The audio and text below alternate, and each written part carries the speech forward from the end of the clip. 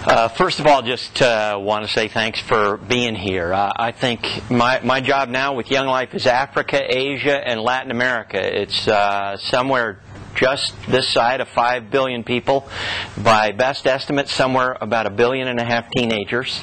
And I wake up every day praying for a group of people, not unlike this one, that has a heart for kids, a heart for Christ, a heart for community, and has the quirky knowledge that it's going to take a group of people rallying together to have those young people have a chance to hear about Christ. That's, for me, Mongolia a year ago, sitting with the principal of Public High School number 92. Very creative names. No Bobcats, no Aztecs, nothing. Just Public High School number 92. In 1991 in Mongolia, by the way, no believers, no churches, not a Bible in the country. After 70 years of rule of the Russian government and communism, the beginning of freedom economically and governmentally also meant freedom spiritually. And a bunch of teachers ended up meeting Christ in Campus Crusade, and a bunch of them got trained in Young Life. And last summer, 3,000 Mongolians went to a Young Life camp. Young people meeting Christ, wanting to affect their nation. And then they're pretty quick to say this: as Genghis Khan conquered the world by the power of the sword, the Mongolian people will conquer the world by the power of the love of Christ.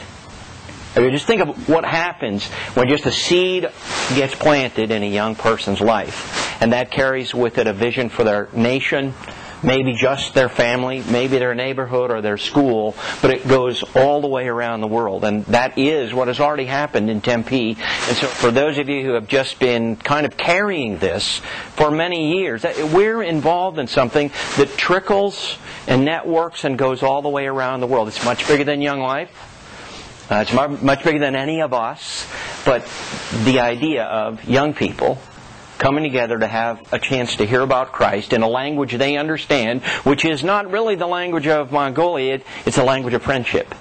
Because that's what teenagers, universal. I think I added up this morning when I was preparing, 28 countries I've been in the last 3 years. Universal. Teenagers need friends. Teenagers want to belong. Teenagers want to laugh. And teenagers want hope. And hope may not come from their circumstances. Hope may have to come from its true source, and that is, this isn't our home. And our home is elsewhere, and our family is worldwide and across time and eternity. And principle number 92, principal of high school number 92, says to me, through a translator, I'm Mongolian, I know 3 words, he says, please never leave our school. Young Life is the best thing that has ever happened to our city and to Public High School number 92. The teachers with Young Life love students unconditionally. Every student wants to be in their class. Every student who is in Young Life has a laughter and a joy and a hope that they had not had in our country when I was growing up.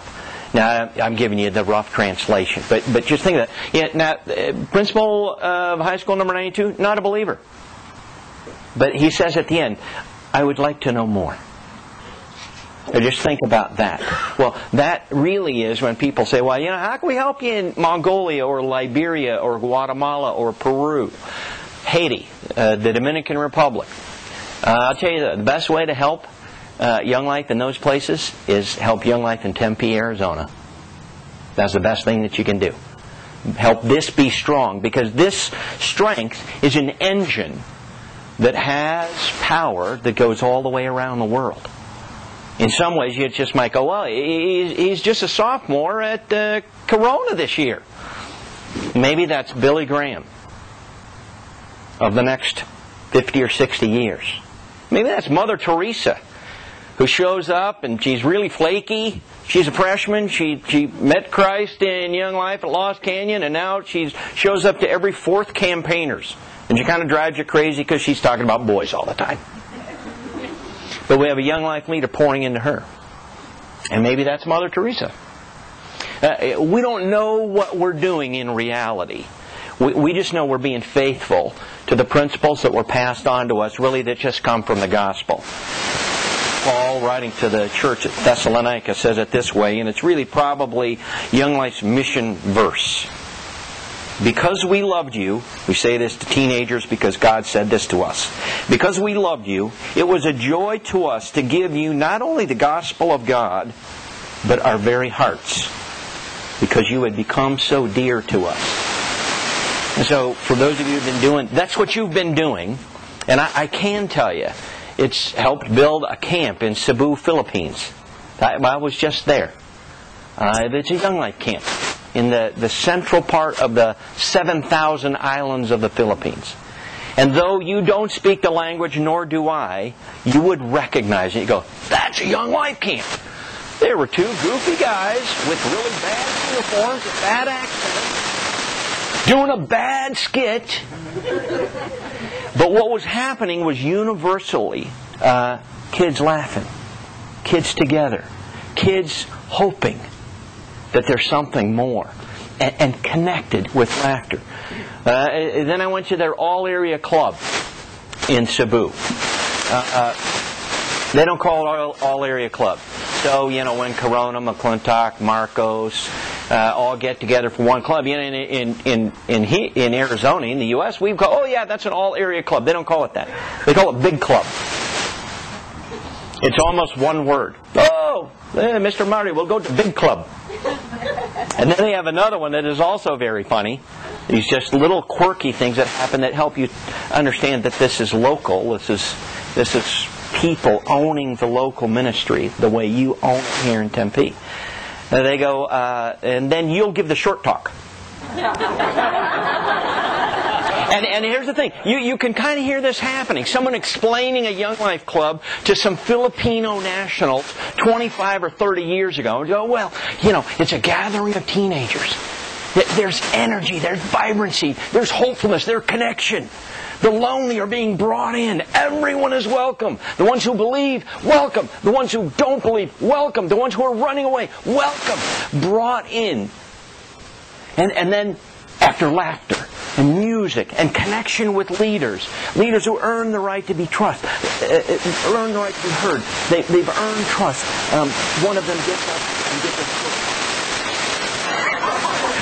about the person of Christ, a language that teenagers understand. And then not only that, that's the idea of the tool of club, but the network that goes on afterwards. The short talk is a beginning point, a place in conversations that go deeper and more in the life of a teenager. And that really is happening all around the world. Really, I don't need anybody to go to the Philippines. I don't need anybody to go to Mongolia or Liberia, Uganda. But you know what? I need you to take care of this engine. This engine is a power of money and training and connection and prayer that goes all the way around the world about today's teenagers. But really, in some ways, it's also about the teenagers of 10 years ago and 20 years ago and 30 years ago. Because think of the influence that they are having and have had and continue to have as God sets up a connecting point of the kingdom of good news around the world. With that is what you're involved in. Now, sometimes here's what it feels like. Well, we're running events, we're doing a golf tournament, we're training leaders, we're running Young Life clubs. Okay, yeah, that's the activities. But there's a deeper essence that's going on in this.